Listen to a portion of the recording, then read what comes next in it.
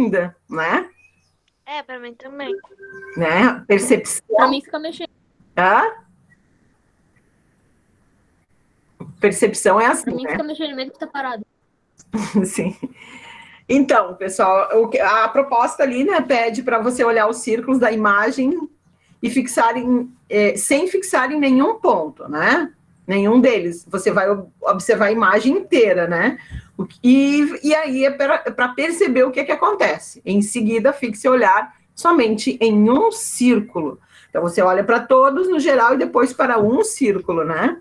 Dá diferença já, né? E tem ali, ó, o QR Code para vocês fazerem, tem um joguinho, tá? Isso não é para fazer agora, é para fazer depois. Então, aqui a gente tem um exemplo, né, de ilusão de ótica.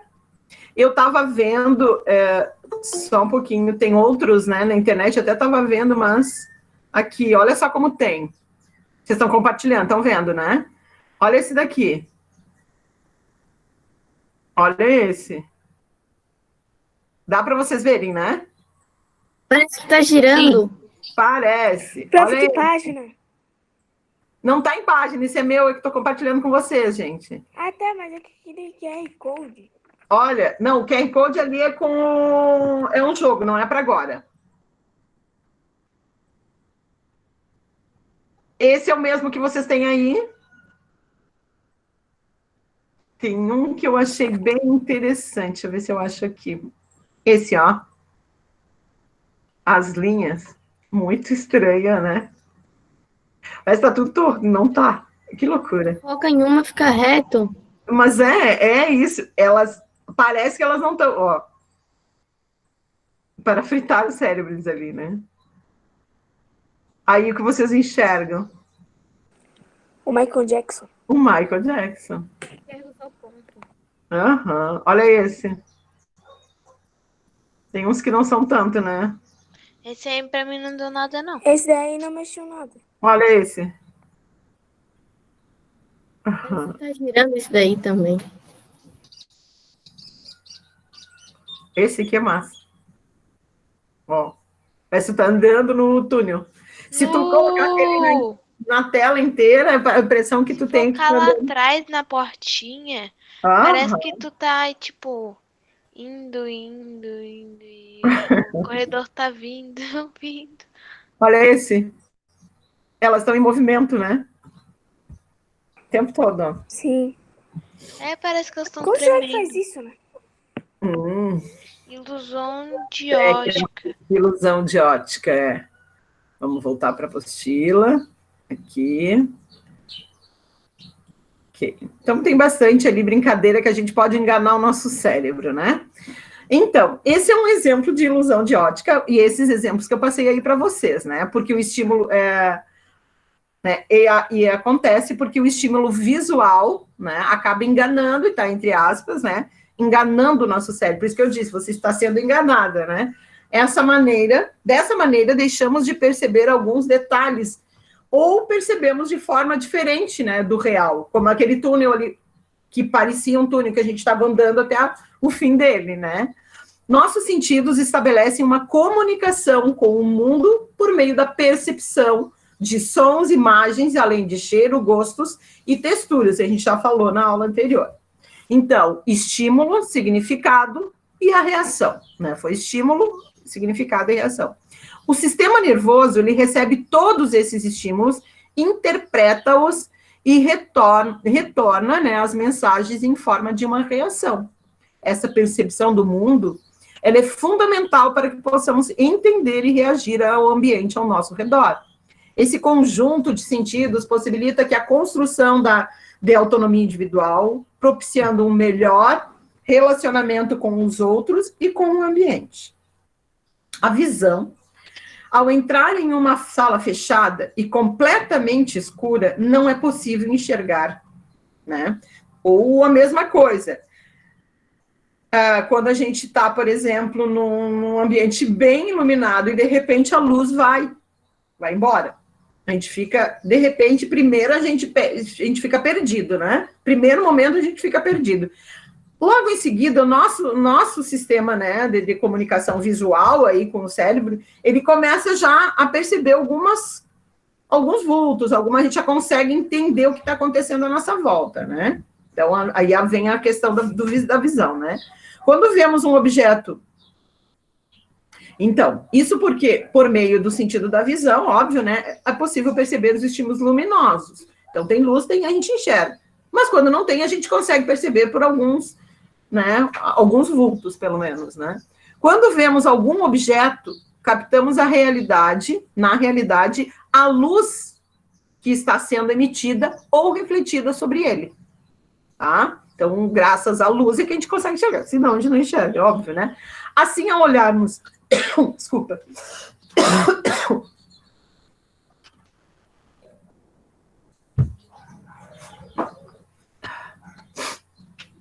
Assim, ao olharmos para uma flor, por exemplo, é a luz refletida por ela que chega aos nossos olhos, compondo um estímulo luminoso. Tal estímulo alcança os olhos e os nervos, irão conduzi-lo até o cérebro, a fim de que a imagem formada dentro do olho seja interpretada pelo cérebro, né? A imagem, ela é formada... Deixa eu ver quem é que pediu para entrar aqui. Felipe. O Felipe, ele queria entrar. Felipe, horário. É porque eu não tava conseguindo entrar. Não? Por quê? Ele falou pra pedir pra te aceitar ele. Eu só vi agora, né? Ele antes não tinha. Mas aí eu não sei. Eu mandei link pra ele. Continuando, que nós estamos aqui, né? Então, o estímulo alcançado pelos olhos e nervos irão conduzi-lo até o cérebro, né? Então, nós vemos, e quem interpreta a visão é o cérebro, né? Quem manda a resposta é o nosso cérebro. Então, tá tudo conectado aí. Os órgãos sensoriais capazes de captar a luz são os glóbulos oculares dos olhos, né? Eles apresentam diversas células especiais capazes de transformar um estímulo luminoso em um impulso nervoso que segue até o cérebro, né? Então, nós temos essas células especiais, né, que transformam esse estímulo luminoso em um impulso nervoso que chega até o cérebro, onde vai ser a interpretação. E aqui nós temos os nossos olhos, né, são formados por diferentes estruturas externas e internas, representadas nas imagens a seguir, tanto de proteção quanto de formação de imagem também. Aí tá aqui o olho, né, o que a gente vê, e tá aqui o que a gente não vê do nosso olho, né? A parte que a gente visível para nós, a pálpebra, né? Proteção ali, íris, pupila e a esclera. E aqui nós temos toda a parte do olho aqui, com a parte que a gente não consegue enxergar, a parte de trás, né? Que fica interna. A movimentação dos olhos é extremamente precisa e é controlada por músculos que estão ao redor do globo ocular. Além disso, existem os músculos responsáveis pelo ato de piscar. Esse movimento possibilita que as lágrimas produzidas pelas glândulas lacrimais sejam espalhadas no olho com a finalidade de manter a umidade e a realizar a limpeza também da córnea, né? Sem piscar, a córnea resseca, pode sofrer pequenas lesões, comprometendo o olho, a visão, né? Muitas vezes tem jogos, eu sei que jogam, né, que eu brincava quando era pequena, de ficar aquele tempão, quem ficar mais tempo sem piscar, né? Não chega uma hora que arde o olho, que a gente é obrigado a piscar, justamente para que essa lágrima possa lubrificar todo, porque ele vai ressecando a córnea, né? E aí a gente fica até com dificuldade de ver. Então a gente não pode brincar com isso, não, é bem grave, tá? Pode acontecer. As sobrancelhas, né, que normalmente se faz a sobrancelha, designs aí, um monte de coisa que faz a sobrancelha, e os cílios realizam a função de proteção, tá? Então, elas são muito importantes. Proteção do globo ocular, evitando a entrada de suor, de partículas de poeira, né? A proteção é complementada pelas pálpebras, que são dobras de pele que revestem os olhos. Então, aqui, né, as pálpebras, ó, proteção, né? As sobrancelhas e os cílios, né, realiza a proteção, como eu já falei. Agora, a esclera, parte branca do olho, essa aqui, tá? Toda essa região aqui, ó. Ela envolve isso que a gente enxerga, né? Que é a parte do corpo vítreo. Essa parte aqui, ó, todinha é esclera, tá? Aqui, ó. Certo? A esclera, né, é responsável por manter o formato do olho e servir de ponto de apoio para os músculos que movimentam, né, os olhos. A íris, a gente tinha mostrado aqui, né? Ó, aqui, ó. A íris e aqui tá ela, ó. Vista de lado, tá? Essa parte aqui, ó. Toda essa parte aqui. A íris, ela é responsável pela cor dos olhos, ela dá a cor, né, dos nossos olhos, tá? E a sua parte central está a pupila, bem no meio dela, né? Aqui, ó. Aqui a íris, colorido do olho, quem tem cor, o olho mais claro, o olho escuro, é tudo aqui. E aqui, bem no meio, é a pupila. Aqui tá ela, ó, vista lateralmente, tá? Ela controla a entrada da luz no olho, dilatando-se em ambientes com pouca luz e se contraindo em ambientes de muita luz, né? Então, quando eu falei aquela situação que quando a gente está num ambiente bem escuro, que apagou a luz, a gente estava num ambiente claro, apagou a luz, a primeira coisa que a gente faz é dilatar a pupila, né? Por quê? Porque ao dilatar a pupila, o que você vai fazer? Você vai enxergar mais, né? E ao contrário, quando você está num ambiente mais escuro e sai num ambiente, por exemplo, de dia, sai no sol, assim, você tem a tendência a fechar o olho, né? E aí você contrai, né, a pupila. Então, você para não vir toda aquela luminosidade ali, tá? Então, a dilatação e contração da pupila é, né, para fazer com que essa luz não entre toda, ou ao contrário, né? Quando está muito escuro, você enxerga melhor, porque dilata a pupila. A córnea, tá aqui, ó, bem aqui, certo? Aqui não mostra, só aqui. Aqui, ó, que é a lente, né? É a camada transparente que torna possível a entrada de luz no olho, e ela atua como uma lente dos nossos olhos, né? O cristalino, estrutura que modifica a sua curvatura para focar imagens posicionadas em diferentes distâncias. Depois nós vamos ver os problemas de visão, tá? Mais para frente. Que tem a ver com a questão da córnea também, com essa curvatura dela, tá? A retina, aqui, ó, nervo, aqui, ó, contato que tá com contato com o nervo óptico depois, aqui, então aqui é a retina, ó. É uma membrana interna delicada, na qual está as células sensíveis à luz, os fotorreceptores, especializadas em captar a luz, que formará as imagens. Quando a luz chega até as células, elas transformam em estímulo luminoso em impulsos nervosos, que são transmitidos pelo nervo óptico, levando a informação visual para o cérebro interpretar. Há 2 tipos de células especiais na retina, os bastonetes, que são células especializadas em captar imagens de lugares pouco iluminados. Então, quando a gente está numa situação bem escura, eles vão estar ativados, né? Porque eles vão formar imagens de lugares com pouca iluminação, sem distinção de cores, tá? E nos cones, eles são responsáveis pela visão colorida, típica dos locais bem iluminados. Então, elas vão ter células especiais, né? Os bastonetes, a retina tem 2 células, bastonete e cone. Bastonete é para um lugar pouco iluminado, só distingue o claro do escuro. E os cones, a coloração UV, as cores mais nítidas, né? Típica dos lugares bem iluminados, e aí tu consegue ver bem essas cores. Deixa eu ver aqui. Curiosidade, curiosamente, né, a imagem formada na retina encontra-se invertida. Só enxergamos corretamente porque o cérebro inverte. Óbvio, a gente tem o nervo óptico, né, a retina, depois ela está em contato com o nervo óptico que vai para o cérebro, aqui é a retina, tá? Aqui é o nervo óptico, ó, bem aqui, tá?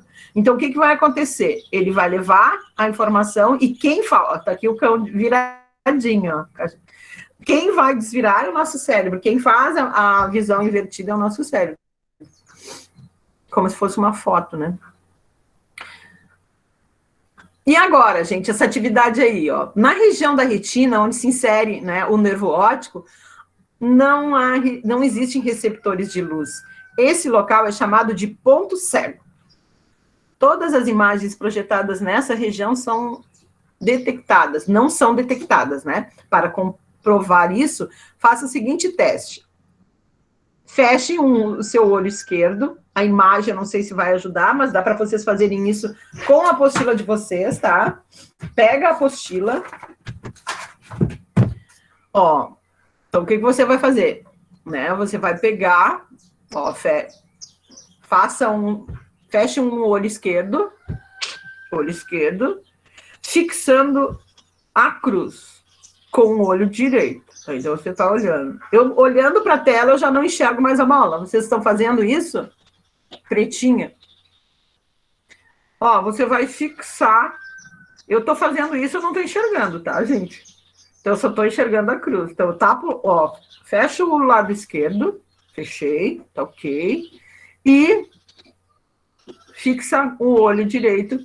E aí você não enxerga a bolinha que está ali. Ao fazer o teste, você deve ter percebido que não conseguiu visualizar o círculo preto. Isso acontece porque a imagem do círculo cai sobre o ponto cego. Fizeram?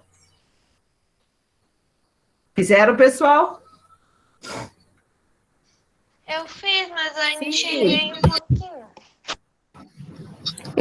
Eu consegui enxergar o círculo, só que bem pouquinho. Não, eu não enxergo nada, gente. Na tela mesmo do computador, que a minha tá cheia, né? Eu não enxergo nem nada.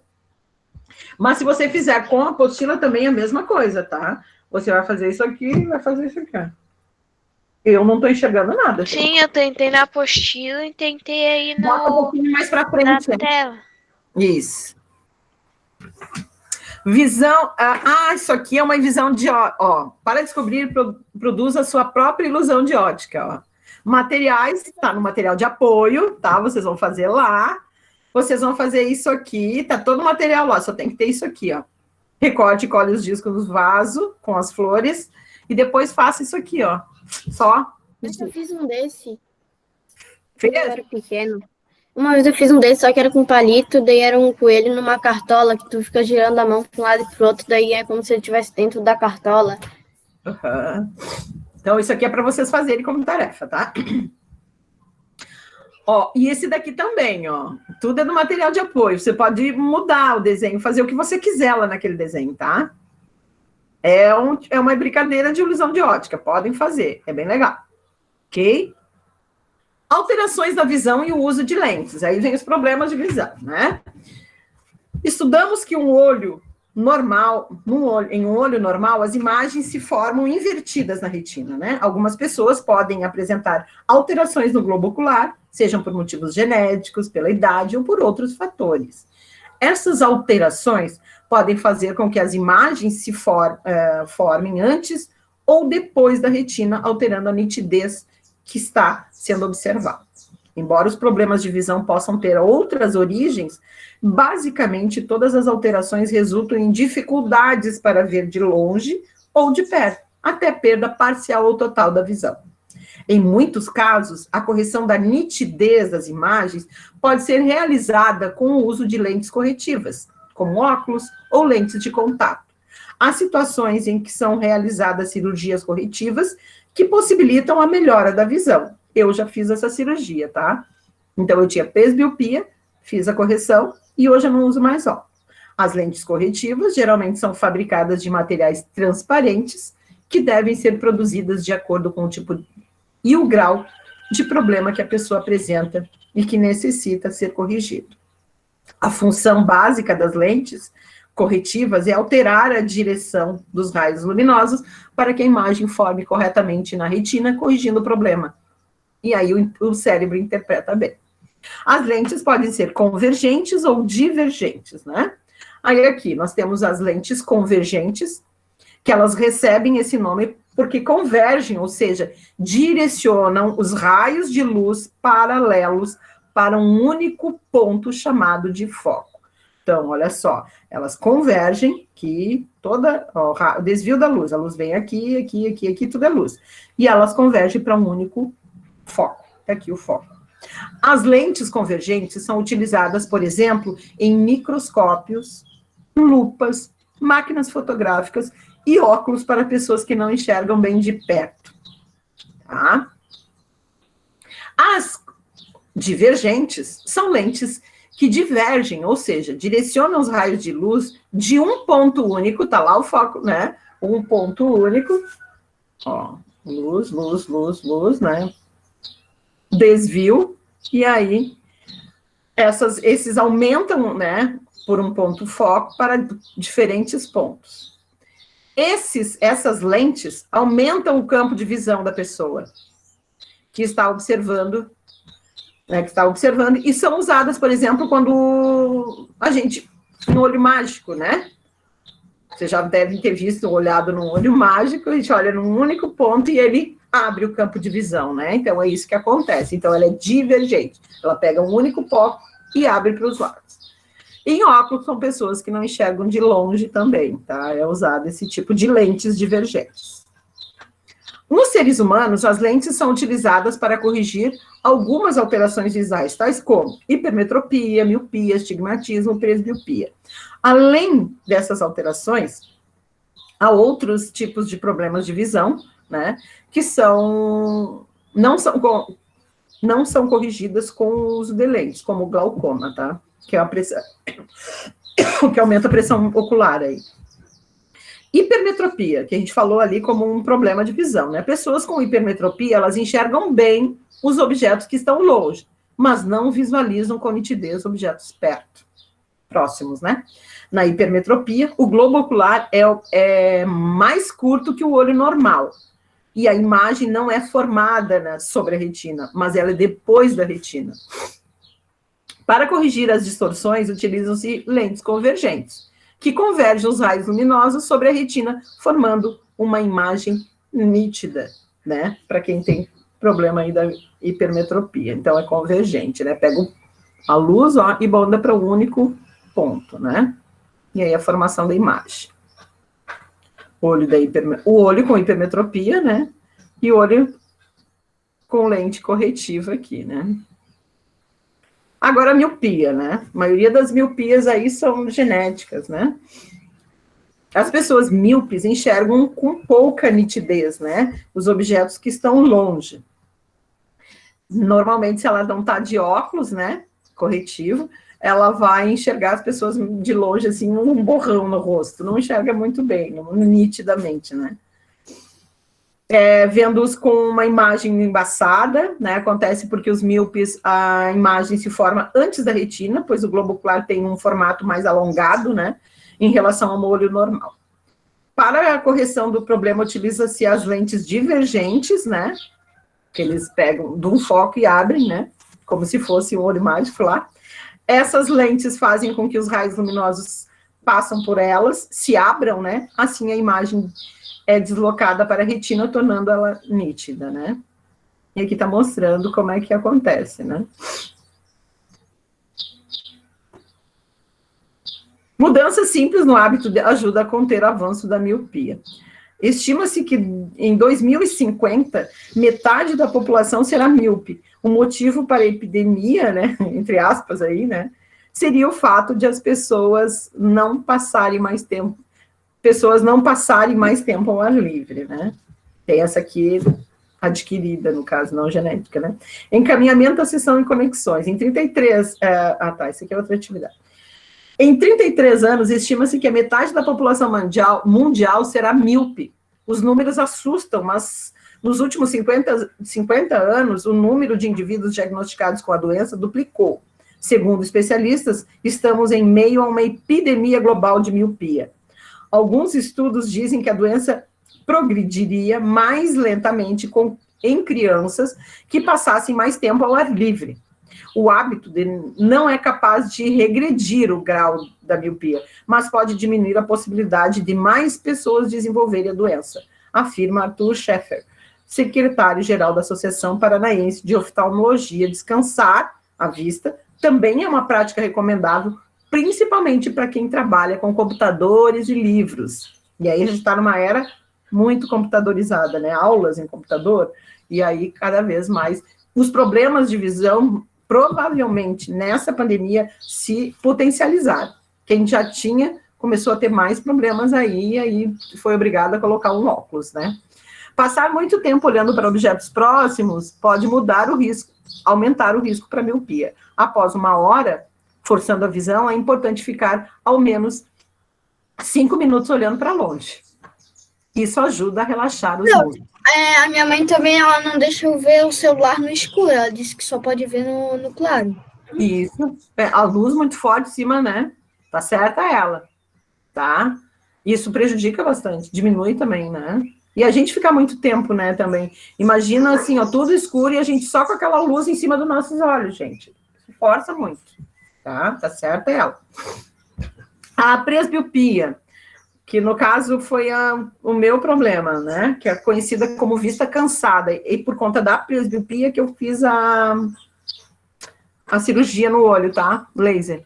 A presbiopia atinge geralmente pessoas com mais de 40 anos, que é a vista cansada, né? Nela, a lente do olho cristalino perde a elasticidade e torna-se mais rígida. Quando a pessoa apresenta apenas presbiopia, a correção é feita com o uso de lentes convergentes. Caso ela apresente outras alterações visuais além da presbiopia, pode ser feita com lentes multifocais ou bifocais, né, que é usada aí. Essas lentes são mistas e possibilitam, por exemplo, a correção da visão para perto ou para, né, a parte de baixo da lente, para perto, e longe a parte de cima da lente. Antigamente, hoje não é mais assim, mas as lentes de antigamente, a gente conseguia ver bem aquela parte de baixo, assim, mais forte, para perto, e era bem diferente. Hoje não, hoje os óculos bifocais ou multifocais, a gente nem percebe que é multifocal ou bifocal, né? Porque a tecnologia aí, né, nessa área aumentou bastante, então a gente tem óculos melhores e não tão dessa forma, né? Esse problema, então, da visão não deve ser confundido com hipermetropia. A hipermetropia, o problema é formado no globo ocular, na presbiopia, o problema está na rigidez do cristalino, e aí é cansaço mesmo na visão com a idade, né? É comum. O astigmatismo é um problema visual em que a pessoa enxerga os corpos embaçados, sem nitidez, independente se estão próximos ou afastados, tá? Isso ocorre por causa das alterações da curvatura do olho, desviando os raios luminosos e fazendo a imagem chegar em condições, distorções e sobreposições, né? Então, aí a pessoa não enxerga, né? Tem que ser corrigida aí. Utilizando lentes cilíndricas que redirecionam os raios luminosos, formando uma imagem nítida. Então, tudo aí tem... E aí tem a catarata, né? Um olho mostrando a catarata na pessoa, essa membrana aqui, né? É uma doença de visão que ocorre quando a lente do olho cristalino se torna opaco. A causa mais comum é um envelhecimento do sistema óptico do olho inteiro, né? Mas pode se desenvolver em qualquer idade, inclusive em crianças, tá? Essa doença é caracterizada pelo aumento da sensibilidade à luz, vista embaçada, visualização de cores desbotadas, pois a lente opaca dificulta a entrada da luz. Então, são dos sintomas. As cores são desbotadas, vista embaçada, né? Isso aí tem que procurar um médico, né? Tem cirurgia para isso. Os olhos de uma pessoa portadora da catarata apresentam uma pupila esbranquiçada. Olha a pupila da pessoa ali, né, gente? Esbranquiçado que mostra a imagem. A doença tem tratamento que consiste em uma cirurgia de remoção do cristalino, que é uma membrana, né, afetado, e implante de uma lente artificial ali, melhorando a visão da pessoa, né. O glaucoma, né, nossos olhos existe um líquido incolor, chamado de humor aquoso, que regula a pressão interna do olho. Alterações nesse líquido podem causar o glaucoma, doença que afeta o nervo óptico, comprometendo assim a visão, causando cegueira, né, gente? Se não for tratado, o glaucoma leva ao dano irreversível da retina e do nervo óptico, diminuindo progressivamente o campo visual, podendo causar a perda total da visão. Isso aqui é a representação de um exemplo, né, que pode ficar quando a pessoa tem um glaucoma, tá? Ela começa, toda a visão lateral aqui, ó, o campo de visão da pessoa diminui e ela enxerga mais central, assim, e aí vai diminuindo até perder toda, tá? Se não tratada, né? Quando diagnosticado precocemente, é possível diminuir a progressão da doença, né? Por conta da diminuindo a pressão do olho ali, né? Principalmente no uso de medicamentos, colírios e tratamento a laser, tá? E o daltonismo? Daltonismo é uma doença genética, né? Tá ligado herdado geneticamente, através das células reprodutoras ali, né? Dos pais e da nossa mãe, então nós herdamos, né? O daltonismo é um problema de visão determinado geneticamente que afeta as células da retina, chamadas de cones, que é aqueles que a gente falou que tem os cones e bastonete que tem na retina, que os cones são responsáveis pela visão colorida, né? Dependendo do grau do daltonismo, a pessoa pode não distinguir ou uma ou várias cores, como verde, vermelho e violeta. O físico químico inglês John Dalton, que em 1766, 1844, foi quem, em 1794, identificou e descreveu esse problema de visão. O próprio Dalton tinha daltonismo, tá? Observe as imagens a seguir, uma comparação de pessoas com visão normal e pessoas com daltonismo enxergam essas cores. Tem daltonismo de vários tipos, tá, gente? Tem vários graus de daltonismo. Tem uns que a pessoa não enxerga bem complicado mesmo, tá? Que é o mais severo, que a gente diz que ela só não chega a ser bem escuro, cinza, né? Mas enxerga com dificuldade, assim, não distingue o verde. Aí, então, aqui nós temos a visão normal das cores, a daltonismo para tons verdes. Olha como é que a pessoa enxerga o verde. Ela não enxerga, é um cinza, né? Então, uma árvore, para uma pessoa desse tom de daltonismo aqui, ela ficaria toda marrom.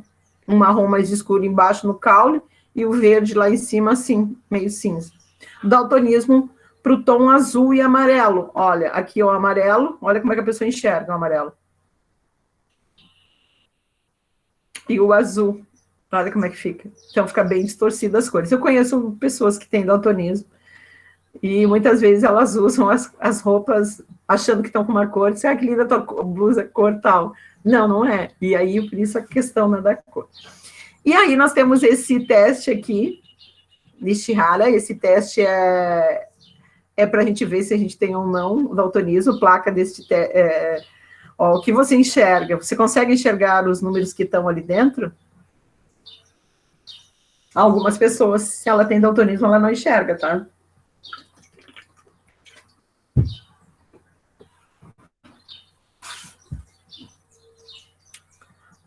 Acessibilidade. Vocês conseguiram enxergar, pessoal? É um 8 e um 29, né? 8 É um 29. Todos enxergaram, né? Então, esse é um teste para detectar a deficiência visual das cores. Há um para o daltonismo que foi desenvolvido por Shogo Ishihara, que é o nome do teste, Ishihara, né? Esse teste consiste em uma relação de várias placas com pontos coloridos em diferentes tons e um número ou linhas escondidas em outros tons de cores. Observe algumas dessas placas e perceba o número de linhas escondidas. O professor dirá se você está enxergando as placas que está correto ou não. Se o professor não tem daltonismo, né? 8 ou 29, né? Tá certo. Acessibilidade para deficientes visuais. A perda total ou parcial da visão pode ocorrer por vários motivos, incluindo doenças e acidentes, né? Por deficientes visuais. Para os deficientes visuais, mais importante é aprender a usar ferramentas que podem facilitar o deslocamento, a autonomia, a prática de esportes e a compreensão dos ambientes. A leitura e escrita, né? Além da escrita em braille, como visto anteriormente, a gente já viu na aula passada, outro recurso utilizado atualmente é o computador, por meio do programa que realizam a leitura de textos que ampliam as informações da tela para pessoas com baixa visão. O computador facilita o estudo, a escrita e a interação das pessoas com deficiência visual. Também há os audiolivros, né, livros falados, que a gente, para as pessoas que têm problema, né, consiste a gravação de textos em áudio, possibilitando que os deficientes visuais se escutem. O deslocamento, as calçadas com piso tátil, né, tudo isso são maneiras que fazem aí, né, no sentido de deslocamento, acesso a prédios, a locais de travessia, né, uso de bengala, torna o deslocamento da pessoa com deficiência visual mais seguro. Cães-guia, animais treinados para a função auxiliar no deslocamento de pessoas que são portadores, né, de deficiência visual, embora sejam dóceis, né, ao se deparar com um cão-guia, é aconselhável não tocá-lo ou distraí-lo para não comprometer o seu desempenho na atividade de guia. Indicadores sonoros, que informam andares de elevador, a ponto de correto do ônibus, e até mesmo se o sinal de trânsito, semáforos, né, está aberto ou fechado, são alguns exemplos de como a comunicação sonora nos ambientes pode auxiliar os deficientes visuais. E aqui está mostrando a imagem do cão-guia, a bengala, a comunicação sonora aqui, ó, para deficientes visuais, para atravessar a rua, que alguns locais têm, outros não, acho que aqui na Palhoça eu tinha, uma vez eu vi, depois nunca mais.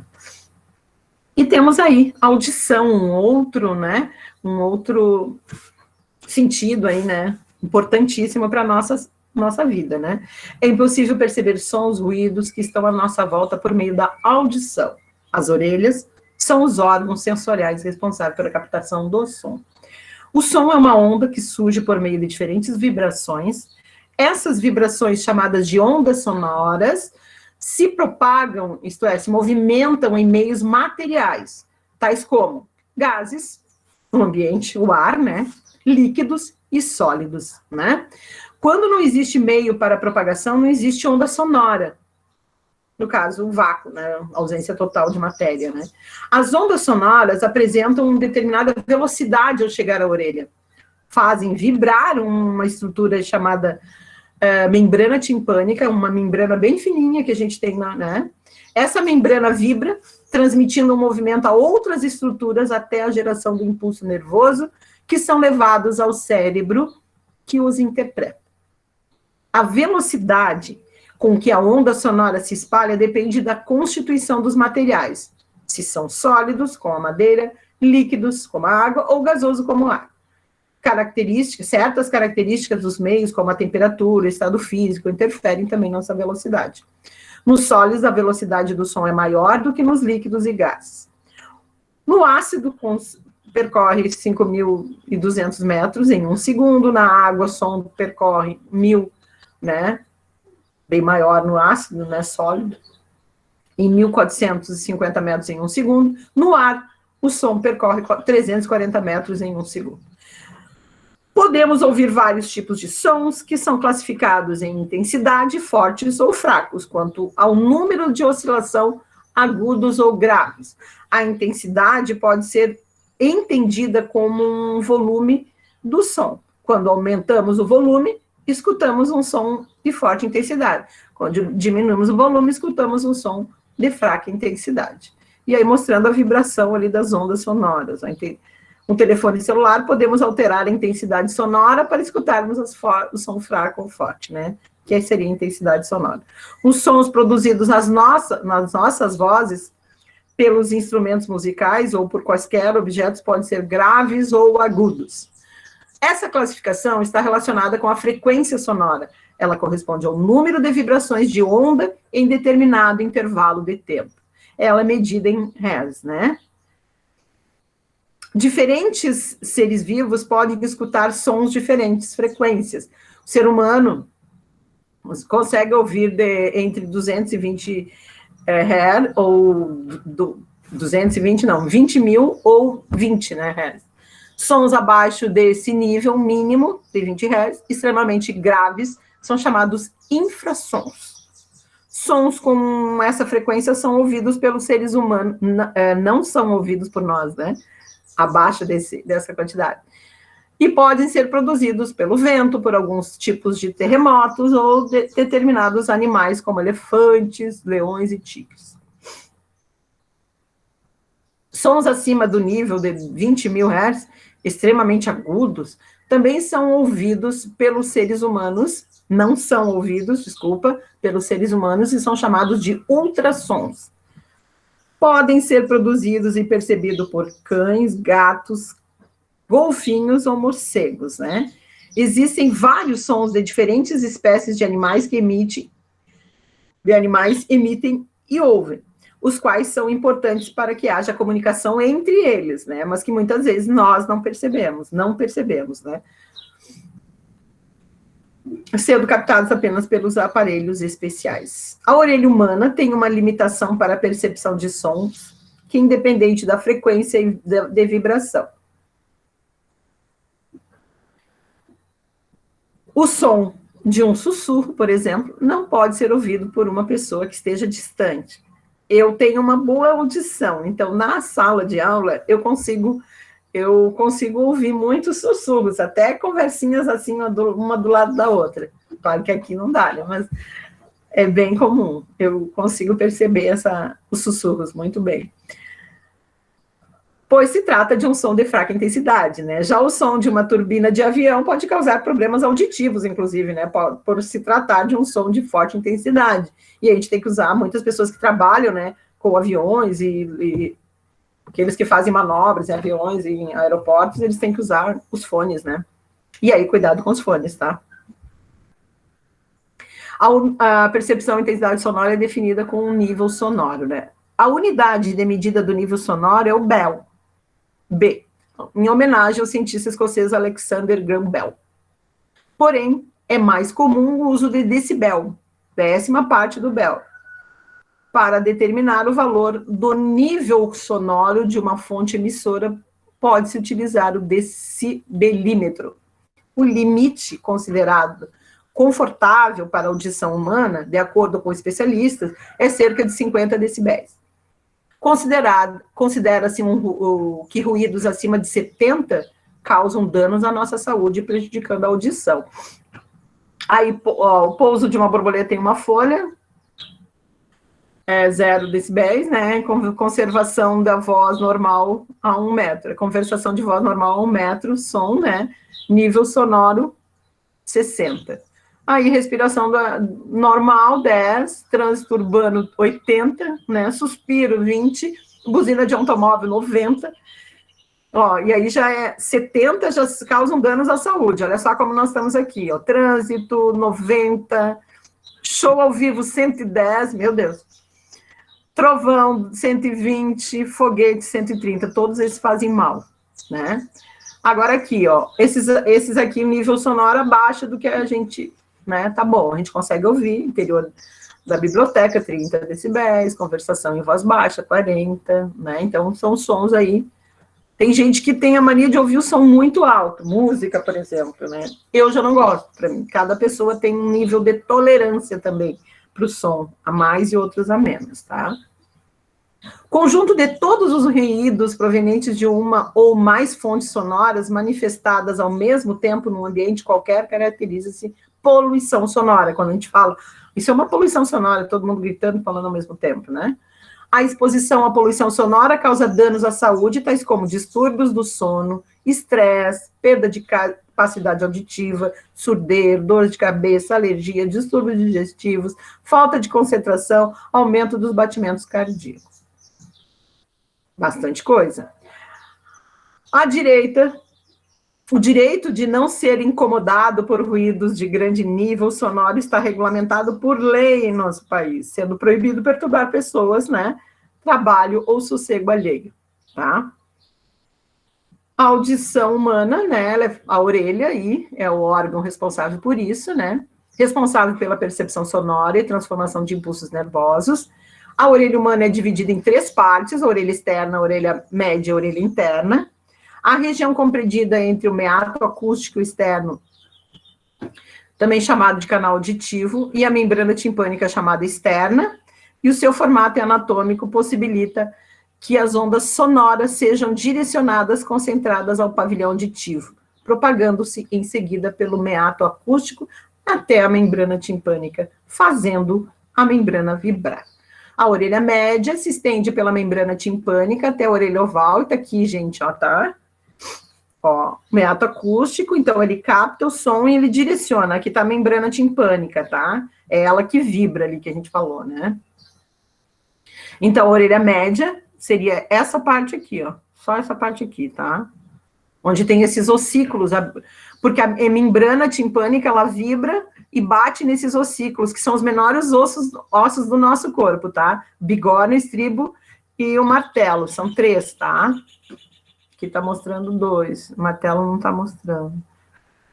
estribo, bigorna, uma tela. Uma tela tá aqui, ó. Aqui o bigorna e aqui o estribo.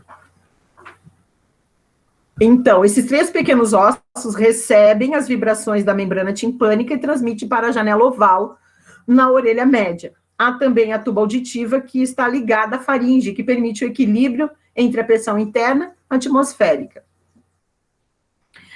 Aí fala aqui do meato acústico, existe pelo menos no meato acústico externo, né? Existe pelos, existem glândulas que produzem cerume, espécie de cera que retém impurezas, micro-organismos, né? Algumas pessoas têm pelos ali, e é genética também. Não se deve inserir objetos pontiagudos, hastes ou algodão no canal auditivo, pois pode interferir na eliminação de cerume e causar lesões ali, na membrana timpânica, né? A orelha interna, que seria essa parte aqui, os canais semicirculares, o nervo coclear, né? Então, a orelha interna, a cóclea, participa da audição, os canais semicirculares atuam no equilíbrio, a cóclea apresenta diversas células sensoriais que transformam vibrações recebidas da janela oval em impulsos elétricos, os quais são enviados até o cérebro para serem interpretados. Já os canais semicirculares, aqui estão eles, tá? Eles são os canais semicirculares, né? Atuam no equilíbrio. A cóclea apresenta diversas células sensoriais que transformam vibrações recebidas na janela oval em impulsos elétricos, eu já tinha falado, né?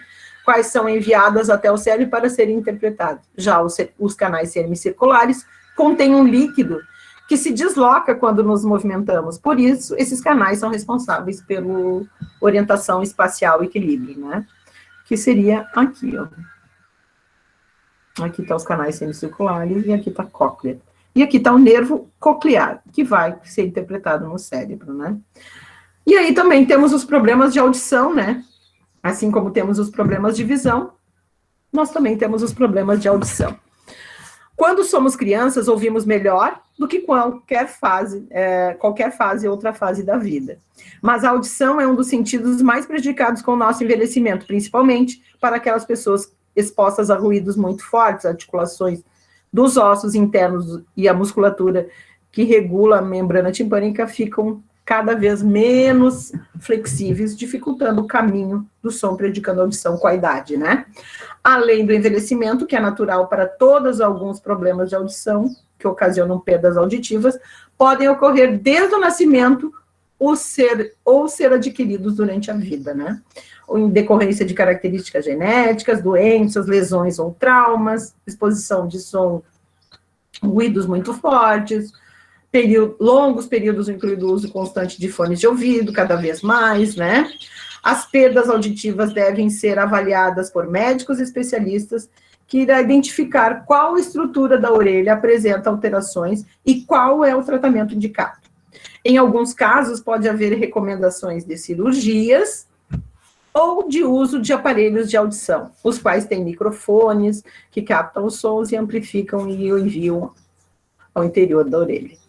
Na ausência de audição, principalmente quando ela ocorre desde o nascimento ou quando ainda é criança, são necessários estímulos diversos para que a aprendizagem possibilitem, né, a comunicação e a integração e a autonomia dessa pessoa na sociedade. A linguagem de sinais é o idioma das pessoas com deficiência auditiva.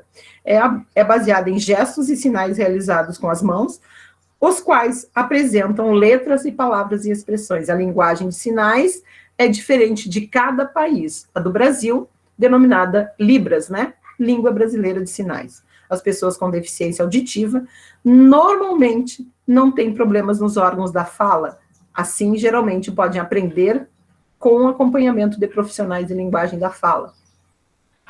No entanto, por não ouvirem ou ouvirem pouco, a voz dos outros e a sua própria voz podem ter dificuldade na fala, tá? Então, por isso que as pessoas que não ouvem não conseguem falar, porque elas não ouvem, né? Então, não é que elas não têm problema na fala, elas não têm problema, elas têm problema na audição. Então, é surdez e não mudo, como dizia, mudo, surdo, mudinho, que é uma coisa pejorativa que se usava antes, absurdo. De qualquer maneira, a linguagem de sinais é importante, um importante recurso de comunicação, até mesmo de identidade da comunidade diferente, da comunidade de deficientes auditivos. E eu acredito, assim, eu sou da seguinte opinião, que todos nós deveríamos ser alfabetizados, né, na língua de sinais. E aí, já veio só um pouquinho.